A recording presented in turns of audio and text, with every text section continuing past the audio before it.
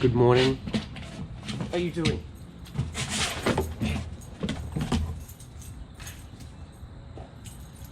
October 6th. This vlog can sometimes be like an asana. I say to myself, this is what I'm going to do, and then when I get there, it doesn't feel like it's working, and then I try to force it.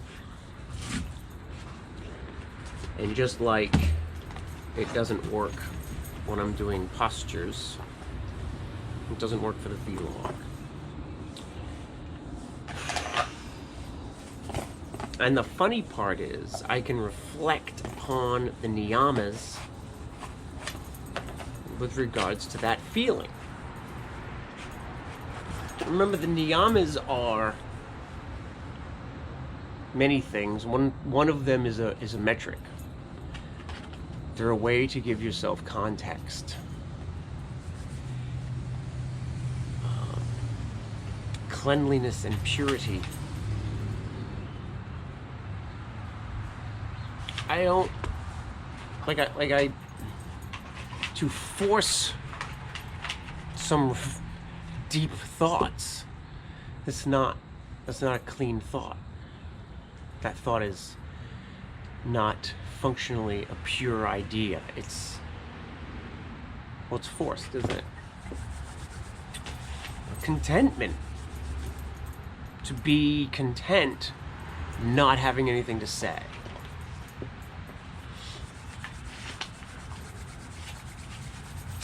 Self-discipline. To be quiet when I don't have anything to say and not fill the air with meaningless sound. Self-study and self-reflection, to be aware of the truth of these ideas that Oh, I'm gonna sneeze. Yeah, you got a frisbee. Holy smokes.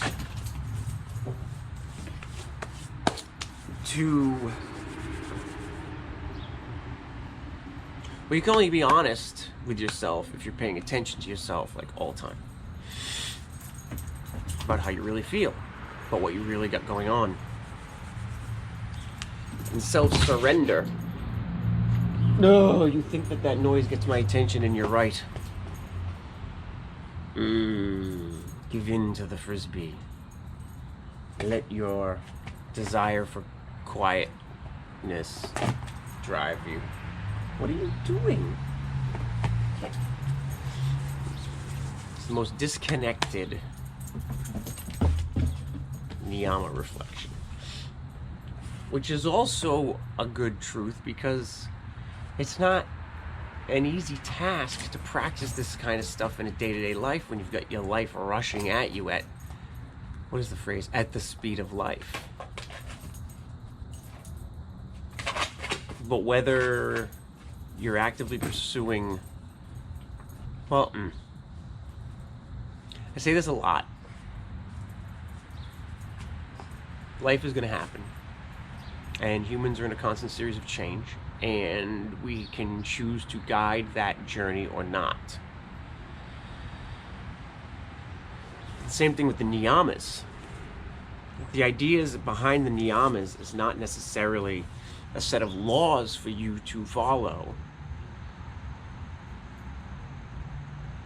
Not following them or not reflecting upon them is in and of itself reflecting upon them. And it can sound loopy, but it's a truth.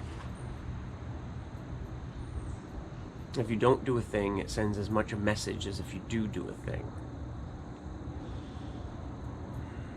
So there's that to consider. So it doesn't matter if you reflect upon them. They exist as a set of context, perspective, ideas for you to pick up or put down.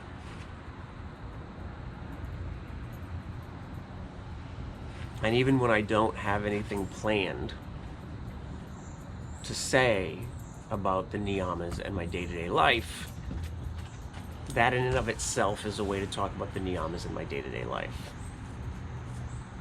And it doesn't matter if you're practicing yoga, philosophy, or asanas, or both. And yes, there's a couple of different industries out there that capitalizes on some and not the other, and others and not the others, and so on and so forth. Even if you don't think you're actively practicing on these ideas within a yogic philosophy context, they're still true. They still work. I think the asanas make it easier, certainly easier for me. Very early when I was in school, I realized that the asanas could represent anything we encounter in our lives.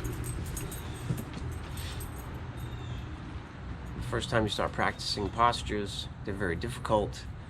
You can't remember them all, you struggle, and then you learn a few, and you start to explore them, and you start to explore newer postures that are more difficult as you build strength and confidence and mobility and flexibility. And that applies to everything else in life. As you build experience in any given set of circumstances, you feel more capable of engaging in spaces that you previously wouldn't have gone.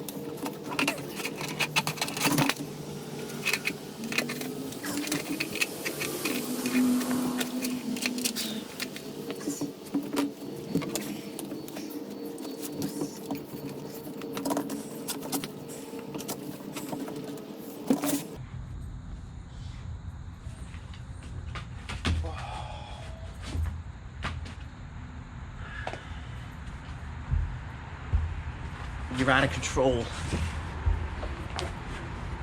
You're a menace. Thanks for joining me on my practice today. Cassie, she gets so much mud and dirt on my mat. Namaste.